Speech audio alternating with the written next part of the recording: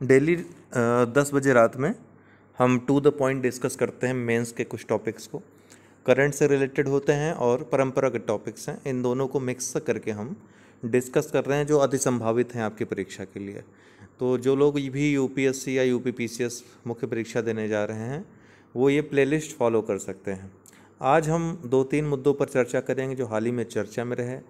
एक न्यूनतम समर्थन मूल्य पे हाल ही में अभी सरकार के द्वारा जो कमेटी गठित की गई है इसके बारे में देखेंगे।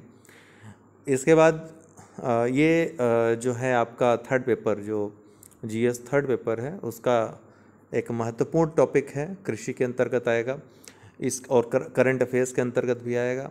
दूसरा जो आपका जो टॉपिक है वो है बेटी बचाओ बेटी पढ़ाओ योजना हाल ही में विस्तारित की गई है, जो आपके सेकंड, फर्स्ट और थर्ड तीनों पेपर के टॉपिक में आएगा।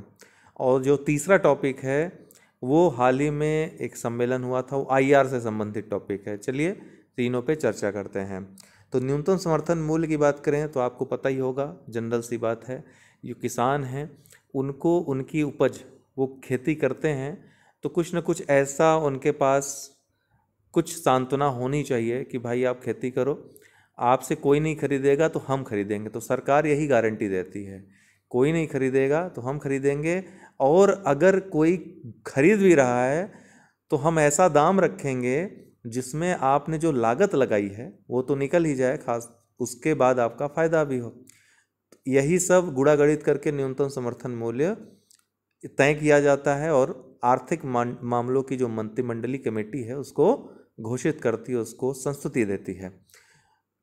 तो आपको पता है तीनों कृषि कानून जो आए थे उनका विरोध जो हो रहा था सबसे ज़्यादा एमएसपी को लेकर ही हो रहा था कि एमएसपी की गारंटी होनी चाहिए।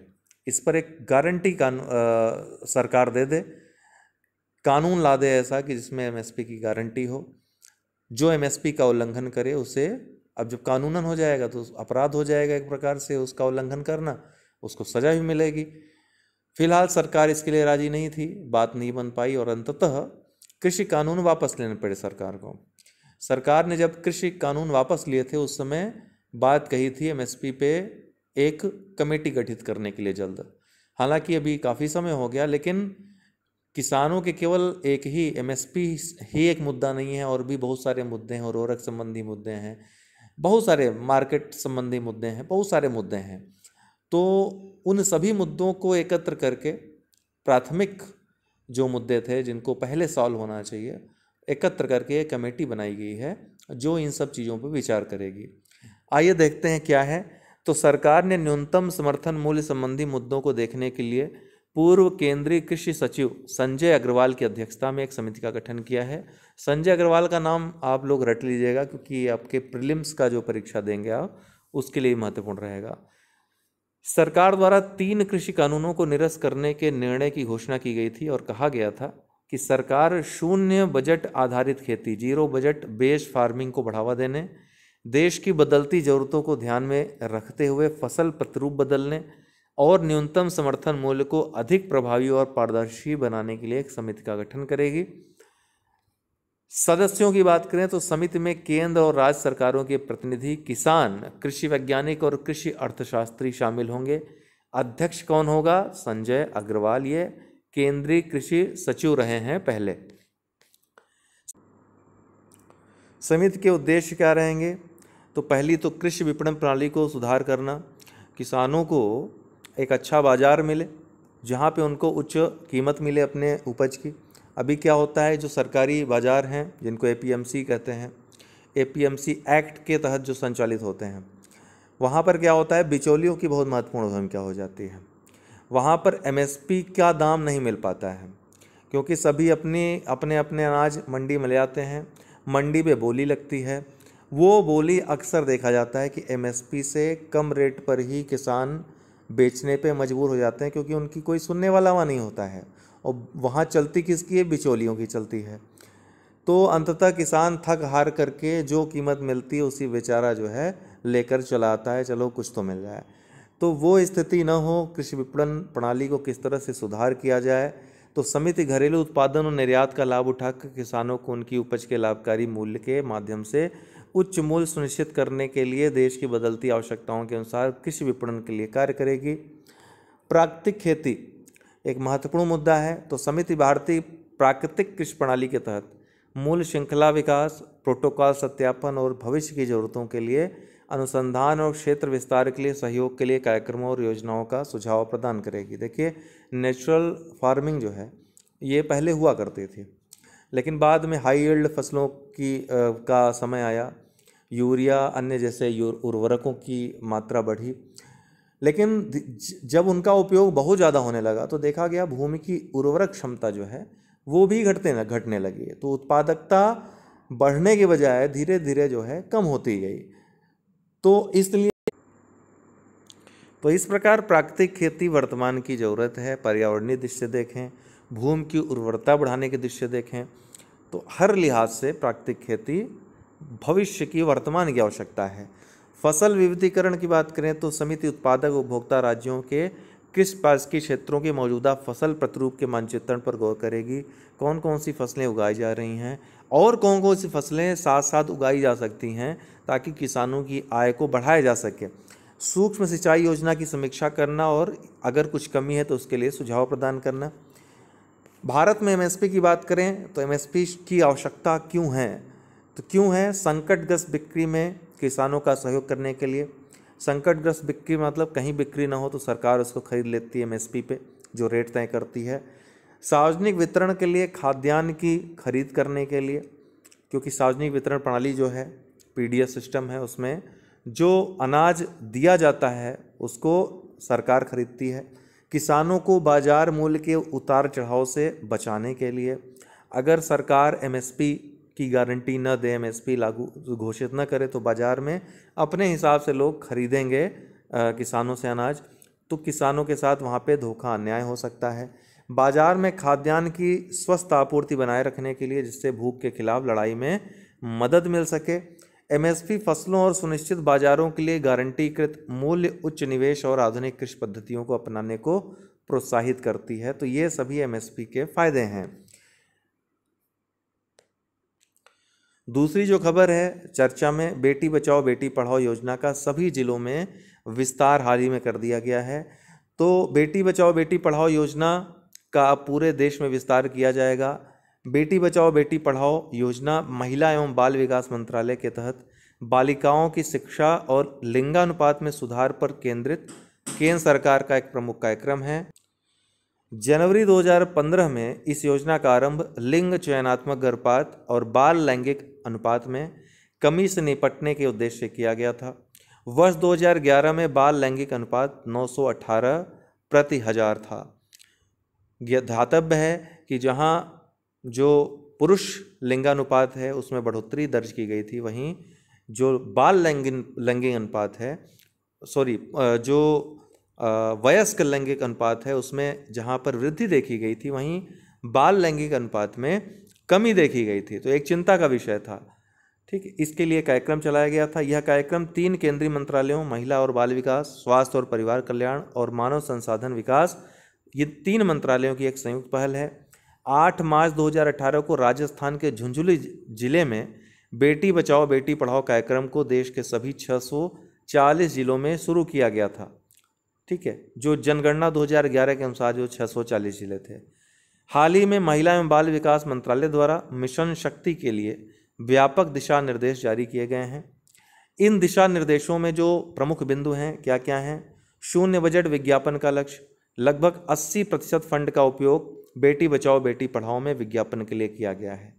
जमीनी स्तर पर प्रभाव डालने वाली गतिविधियों पर अधिक खर्च को प्रोत्साहित करना, जैसे लड़कियों के बीच खेल को बढ़ावा देना, आत्मरक्षा शिविर का आयोजन करना, लड़कियों के शौचालय का निर्माण, ये देखिए नए चीज़ें हैं जो सम्मिलित की गई हैं। विशेष रूप से शैक्षणिक संस्थानों में सैनिटरी नैपकिन वेंडिंग मशीन और सैनिटरी पैड उपलब्ध कराना, पूर्व गर्भाधान और प्रसव पूर्व निदान तकनीक अधिनियम के बारे में जागरूकता फैलाना।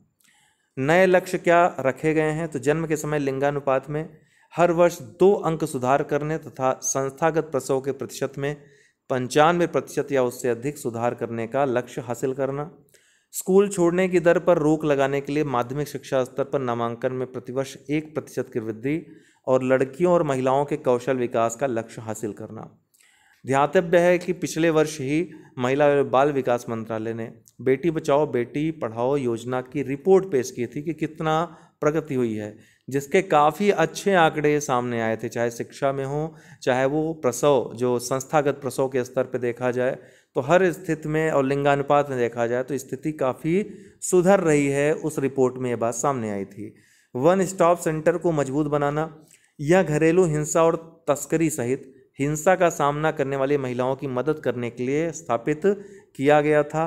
300 वन स्टॉप सेंटर उन जिलों में स्थापित किए जाएंगे जहां या तो महिलाओं के खिलाफ अपराधों की दर जो है उच्च है, या भौगोलिक दृष्टि से वे राज्य बड़े हैं जिनमें आकांक्षी जिलों को प्राथमिकता दी जाएगी। आकांक्षी जिले वो जिले हैं जो विकास की राह में अभी भी पीछे हैं, जहाँ पे संतुलित क्षेत्रीय विकास की राह में जो अभी भी देखा जाए तो काफ़ी पीछे हैं। One stop centre Nirbhaya fund के तहत अन्य पहलों जैसे कि महिला हेल्पलाइन, मानव तस्कर रोधी इकाइयाँ, महिला हेल्प डेस्क, विशेष फास्ट ट्रैक कोर्ट और जिला कानूनी सेवा प्राधिकरण आदि के साथ साथ समन्वय और अभिसरण में मदद करते हैं। इसके लिए अभी हाल ही में महिला आयोग के द्वारा कुछ दिशा निर्देश भी जारी किए थे।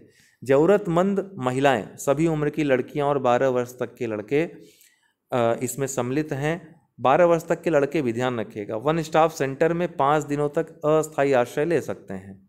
दीर्घकालीन आश्रय के लिए शक्ति सदन के समन्वय से वन स्टॉप सेंटर द्वारा व्यवस्था की जाएगी। वहाँ के लिए कुछ नियम और शर्तें हैं जिनको फॉलो करना होता है। सुरक्षित मासिक धर्म एवं स्वच्छता प्रबंधन के बारे में जागरूकता बढ़ाना भी इसका लक्ष्य है। टोल फ्री 24 घंटे चलने वाली महिला हेल्पलाइन नंबर 181 की स्थापना। इसके अलावा नारी अदालत, ग्राम पंचायत स्तर पर महिलाओं की शुद्ध प्रकृति, उत्पीड़न, तोड़फोड़, अधिकारों में कटौती या अधिकार के मामलों को हल करने के लिए एक वैकल्पिक शिकायत निवारण तंत्र प्रदान करने के लिए नारी अदालत की स्थापना करना भी इसका लक्ष्य है। I2U2 शिखर सम्मेलन, पेपर 2 में IR के अंतर्गत ये पूछा जाएगा। तो संयुक्त अरब अमीरात ने I2U2 शिखर सम्मेलन में दक्षिण एशिया और मध्य पूर्व में खाद्य असुरक्षा से निपटने में मदद करने के लिए 4 देशों के समूह I2U2 अर्थात भारत, इजराइल, यूनाइटेड अरब अमीरात और USA के प्रयासों के हिस्से के रूप में भारत भर में पूरे देश में अर्थात एकीकृत खाद्य पार्कों की एक श्रृंखला विकसित करने के लिए $2 बिलियन निवेश की घोषणा की। शिखर सम्मेलन के क्या प्रमुख बिंदु रहे?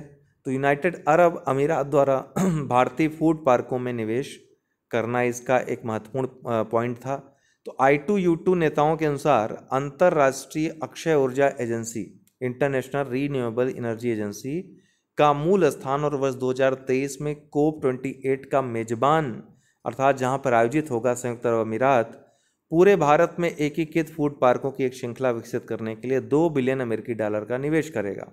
अमेरिका और इजराइल की विशेषज्ञता की बात करें तो अमेरिका और इजराइल निजी क्षेत्रों को अपनी विशेषज्ञता और परियोजना की समग्र स्थिरता में योगदान देने वाले अभिनव समाधान प्रदान करने के लिए आमंत्रित किया जाएगा।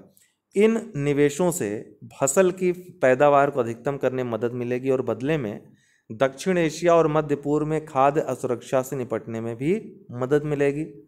गुजरात में हाइब्रिड अक्षय ऊर्जा परियोजना की बात की है इसमें। इसके तहत बैटरी ऊर्जा भंडारण प्रणाली सहित 300 मेगावाट पवन और सौर ऊर्जा जो है क्षमता शामिल होगी। इसके अलावा खाद्य सुरक्षा बढ़ाने के लिए विज्ञान आधारित समाधान की बात की गई है इस सम्मेलन में। तो खाद्य सुरक्षा और संधारणीय खाद्य प्रणालियों को बढ़ाने के लिए अधिक नवीन, समावेशी और विज्ञान आधारित समाधान तैयार किए जाएंगे। जलवायु पहल के लिए कृषि नवाचार मिशन, ये भी एक महत्वपूर्ण बिंदु है। तो AIM फॉर क्लाइमेट, भारत ने जलवायु पहल के लिए कृषि नवाचार मिशन में संयुक्त राज्य अमेरिका, संयुक्त अरब अमीरात और इजराइल को शामिल करने में रुचि दिखाई है। अब्राहम समझौते के लिए समर्थन भी इसका एक प्रमुख मुद्दा था।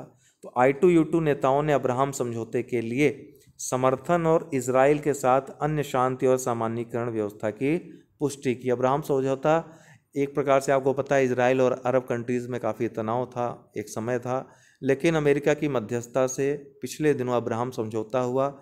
इजराइल और संयुक्त अरब अमीरात एक मंच पर एक साथ आए। तो सहयोग के लिए जो सहयोग के क्षेत्र हैं उनकी पहचान करना और एक दूसरे का सहयोग इस तरह से समन्वय के साथ आगे बढ़ना ताकि विश्वास बहाली हो सके और क्षेत्रीय तनाव को कम किया जा सके, इसके प्रयास करना। तो ये एक महत्वपूर्ण ऑर्गेनाइजेशन है, इसके बारे में पूछ सकता है आपसे। ये 3 महत्वपूर्ण खबरें थी, डेली देखना ना भूलें, सुपरफास्ट। ये महत्वपूर्ण टॉपिक्स। बहुत बहुत धन्यवाद।